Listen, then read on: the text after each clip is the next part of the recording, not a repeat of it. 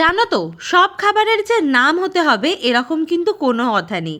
কিছু কিছু খাবার আছে যেগুলো না মনে মনে তৈরি হয়, আর সেগুলো মনে হয় যে এইভাবে যদি এটা বানানো যায় তাহলে কিন্তু খেতে খুব ভালো লাগতে পারে। আজকের যে রান্নাটা দেখতে পাচ্ছ, এই রান্নাটা কিন্তু সেরকমই একটা রান্না তোমরা ধরে নিতে পারো, যার কোনো নাম নেই। আর এইভাবে এই রান্নাটা আগে কেউ বানিয়েছে কি না সেটাও জানা নেই, মনে হচ্ছে আমরাই নতুন বানাচ্ছি।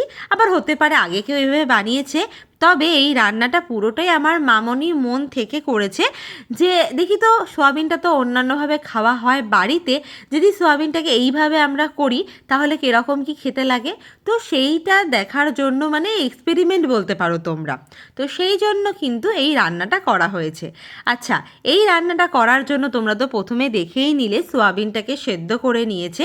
সেদ্ধ করে নেবার পরে সোয়াবিনটাকে কিন্তু ঝিরিঝিরি করে কেটেছে, মানে দেখতেই পাচ্ছ অনেকটা কিন্তু সময় নিয়ে কিন্তু সোয়াবিনটাকে কেটেছে।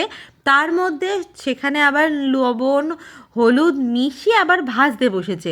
আবার ভাজতে ভাজতে পুরোপুরি ভাজা হয়ে গেল। এরপরে এই যে রান্নাটার একটা নাম তো দিতেই হবে, তো আমি জিজ্ঞাসা করলাম মামনি এটার নাম কী দেওয়া যেতে পারে। তো বলল এইটার নাম তুমি দিতে পারো সোয়া ঠাসা রোল। মানে তোমরাও হয়তো ভাসবে এটা আবার কি নাম, সোয়া ঠাসা রোল। আসলে অনেকগুলো নাম মাথায় আনছিল, তার মধ্যে আমার মনে হলো তাহলে এই নামটাই ভালো। তো আমি বললাম ঠিক আছে, তোমার এই রেসিপিটার আমি নাম দিচ্ছি সোয়া ঠাসা রোল। আর এই রান্নাটা আমি আমার বন্ধুদের সাথে শেয়ার করব, তারা কি নাম দিতে পারে সেটা আমি জানাবো। তো সে মামনি বললো যে ঠিক আছে তাই করো। তো আমি নামটা দিলাম সোয়া ঠাসা রোল। তো তোমরা যারা যারা এইটা দেখছো, তো তোমাদের যদি কোনো নাম হয় যে সোয়াবিন দিয়ে এই নামটা কি হতে পারে অবশ্যই কিন্তু জানিয়ে দিও। আচ্ছা, তার আগে বলে দিই, ওই যে তলায় তুলে নেওয়া হলো কড়াই থেকে, তার মধ্যে এখানে কিন্তু তেজপাতা ফোড়ন দিয়েছে, তার সাথে বিভিন্ন ধরনের মশলা, ওই আদা বাটা, জিরে বাটা, একটু রসুন বাটা, এখানে পেঁয়াজ কুচি, সমস্ত রকম মশলা যেগুলো হয় সেগুলো কিন্তু সবটাই এর মধ্যে দিয়ে দিয়েছে, তোমরা দেখতে পাচ্ছ। লঙ্কা বাটা, ওই সব কিছু মশলা দিয়ে নিয়ে ভালো করে কষিয়ে নিল। তার মধ্যে কিন্তু এই সোয়াবিন যে ভাজলো সেগুলোও কিন্তু দিয়ে আবারও ভালো করে নাড়িয়ে নিল। আচ্ছা, তোমরা কিন্তু দেখে অবশ্যই বলে দিও যে এই রোলটার নাম কি হতে পারে। মামনি নাম দিয়েছে সোয়া ঠাসা, আর তোমরা কি নাম দাও সেটাই দেখার পালা।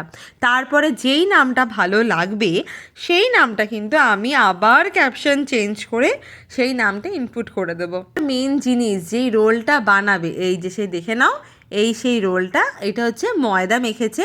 ওই ময়দা মাখা তো তোমরা সবাই জানো, লবণ হলুদ দিয়ে তেল দিয়ে মেখে রেখেছে।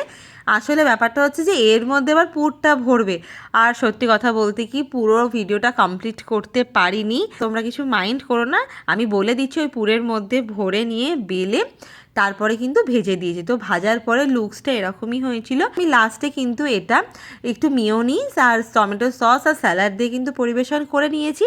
তো আমার তো খেতে মোটামুটি ভালোই লেগেছে। তোমরাও একবার বাড়িতে এইভাবে ট্রাই করে নিতে পারো, আশা করি তোমাদের খুব একটা খারাপ লাগবে না। এটা একটা নতুন রেসিপি হয়েছে আর কি। তো যাই হোক, আজকের ভিডিওটা এখানেই কমপ্লিট করছি।